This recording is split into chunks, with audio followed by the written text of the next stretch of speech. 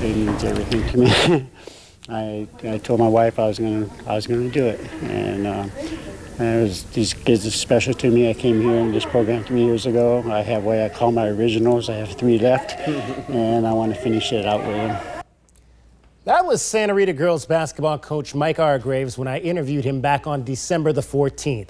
He was back on the floor with his girls, his originals, coaching the game he loved just 2 months after his life was almost taken from him due to complications from an ongoing battle with pulmonary hypertension. Unfortunately, those complications escalated just days after we spoke, and on December the 23rd, Michael Argraves passed away. The 32-year head coach left behind a legacy that was so much more than what the scoreboard read at the end of his games. You know, my dad touched a lot of lives, and that was his ultimate goal. I mean, it wasn't always about wins and losses for him. You know, and that's what he always told me. He always preached, you know, we're in it to impact young people's lives, and I know my dad did that. You hear the word family often associated around sports teams because of the togetherness that sports brings. And indeed, family was at the forefront of Mike Argraves' program. I love taking a bunch of young ladies and trying to make them work as a team and work as a family. We always believe in that. Keep your family close. How he always told us, just our family. Family is family in God. And no one was closer than Mike's own family, in particular his son Justin, the current head football coach at Tucson High School. I was attached to my dad's hip growing up. I was at almost every single one of his practices, traveled with him to all his tournaments. You know, he was my best friend. He was the guy I went to all of my ups, all my downs, you know, before every game.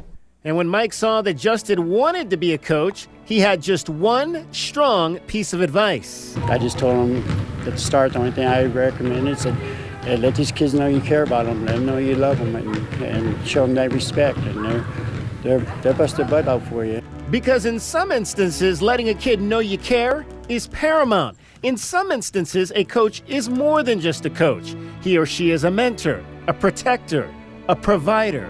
He took joy in helping out those who needed help. You know, he was one to, you know, bring sweatshirts or food and, you know, and go the extra mile. He didn't need the allure of going and winning multiple state championships. But don't be mistaken, there were wins, big wins, like in the year 2000 when Choya beat Saguaro to win the region championship. I'll never forget that for the rest of my life. Once the clock winded down, he just jumped so high, and we all rushed the court like if it was a March Madness championship game. A championship spurred on by the words Argraves would constantly pound into the ears of his girls. Let's go out there and show them who we are. Choya High School, Choya girls, let's be proud. Let the scoreboard do the talking.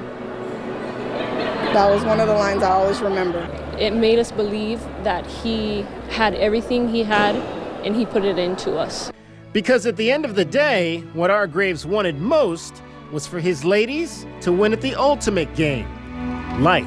He wanted to be there, and he wanted to make sure that the girls that he coached were in a better spot when they left his program. And if he could do that, he was victorious. 1, 2, 3, family! Mike Argraves leaves behind his wife of 36 years, Randy, and his Santa Rita girls basketball team. They showed Catalina High School who they were last week, beating the Trojans by 1 point for their first victory of the season.